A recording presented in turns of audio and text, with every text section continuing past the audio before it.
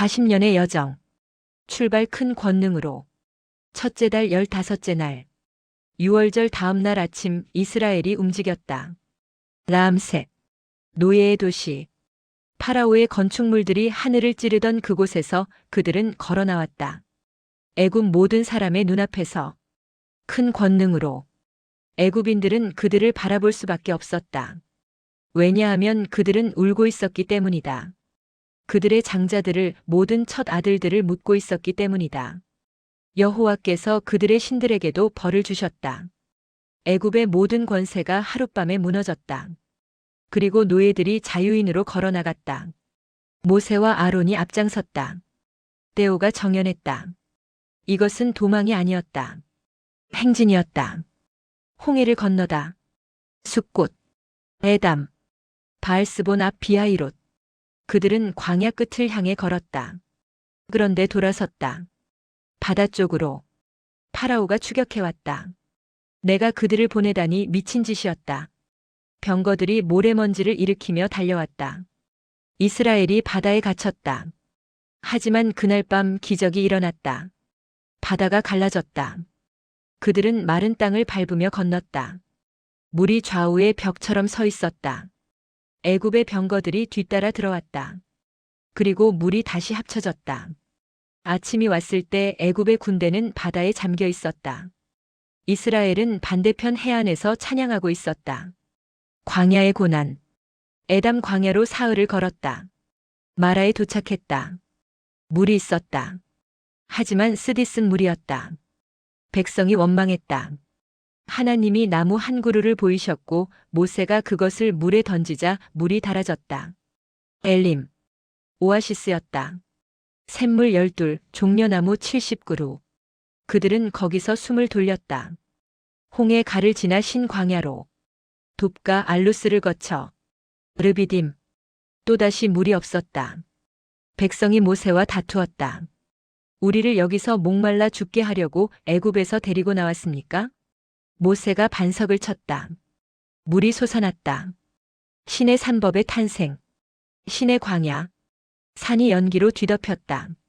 하나님이 내려오셨다. 천둥과 번개, 나팔소리. 백성은 떨며 멀리 서 있었다. 모세만이 산으로 올라갔다. 40일 40야. 그가 내려왔을 때 그의 손에는 두 돌판이 들려 있었다. 하나님의 손가락으로 쓰신 십계명. 하지만 진영에서는 금송아지가 세워져 있었다. 백성이 춤추고 노래하고 있었다. 돌판이 산산조각 났다. 3,000명이 그날 죽었다. 모세가 다시 올라갔다. 다시 40일을 금식하며 기도했다. 하나님이 백성을 용서하셨다. 새 돌판이 주어졌다. 성막이 세워졌다. 하나님의 영광이 그 안에 충만했다. 분노의 무덤들. 기브로 탓다아와 탐욕의 무덤들. 백성이 고기를 원망했다. 애굽의 생선, 오이, 참외, 부추, 파, 마늘이 그립습니다. 메추라기가 쏟아졌다. 백성이 탐욕스럽게 먹었다. 그리고 죽었다. 아직 고기가 입에 있을 때 하세롯. 미리암과 아론이 모세를 비방했다. 미리암에게 나병이 임했다. 7일 동안 진영 밖에 격리되었다. 잃어버린 세대. 림마, 림몬베레스, 림나, 리사, 그헬라다, 세벨, 산, 하라다, 마켈롯, 다핫, 데라, mit가, 하스모나, 모세롯, 브네야 아간, 호라기갓, 욥바다, 아브로나, 에시온게벨. 이름들이 이어졌다. 진영이 옮겨졌다. 광야를 배회했다. 20년, 30년. 사람들이 죽기 시작했다. 가데스에서 불신했던 그 세대가 하나씩 둘씩 무덤에 들어갔다. 가데스 시작과 끝. 에시온 게벨을 떠나 그들은 가데스로 돌아왔다. 신광야. 40년 전 정탐꾼들을 보냈던 그곳. 미리암이 거기서 죽었다. 그녀를 묻었다. 또다시 물이 없었다. 백성이 또 원망했다. 모세가 반석을 2번 쳤다. 화가 나서. 믿음이 아니라 분노로. 물은 나왔다. 하지만 그날 모세와 아론은 선고를 받았다. 너희는 이 백성을 약속의 땅으로 인도하지 못하리라. 호르산 대제사장의 죽음. 가데스를 떠나 에돔 땅 변경의 호르산으로 향했다. 5월 초하루 애굽을 떠난 지 정확히 40년째 여호와의 명령이 임했다. 아론을 산 위로 데리고 올라가라. 모세와 엘르아살이 아론과 함께 산에 올랐다. 온 회중이 지켜보았다. 산 위에서 모세는 아론의 대제사장 옷을 벗겼다. 그리고 그것을 그의 아들 엘르아살에게 입혔다. 아론이 거기서 죽었다. 123세였다. 모세와 엘르아살이 산에서 내려왔다. 아론 없이 온 회중이 30일 동안 그를 애곡했다.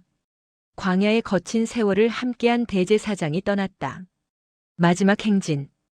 호르산을 떠나 살모나로 분온으로 오봇으로 이에아바림 모압 변경이었다. 디본갓 알몬디블라다임을 지나 아바림 산으로 느보산이 보였다. 약속의 땅이 저 너머에 있었다. 그리고 마침내 그들은 요단 강가에 도착했다. 여리고 맞은편 모압 평지 베델시못에서 아벨시딤까지 진영을 쳤다. 40년의 여정이 끝났다. 애굽에서 출발한 세대는 대부분 광야에 묻혔다. 이제 그들의 자녀들이 강가에 서 있었다. 약속의 땅이 눈앞에 있었다. 마지막 명령. 여호와의 음성이 모세에게 임했다. 이스라엘 자손에게 말하라. 마지막 지시였다. 요단을 건너 가나안에 들어가거든 그 땅의 원주민을 다 몰아내라. 새긴 석상과 부어 만든 우상을 다 깨뜨려라. 산당을 다 헐어라. 절대적 명령이었다. 그 땅을 점령하여 거기 거주하라. 내가 그 땅을 너희에게 주었느니라. 그리고 경고가 따라왔다.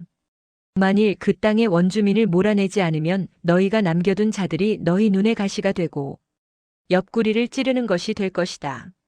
모세의 목소리가 무겁게 울렸다. 그들이 너희를 괴롭게 할 것이요 나는 그들에게 행하려던 것을 너희에게 행하리라. 마지막 경고였다. 순종하거나 심판받거나. 강가에서 요단 강물이 흘렀다. 40년 전 홍해를 건넌 백성의 자녀들이 이제 또 다른 강 앞에 서 있었다.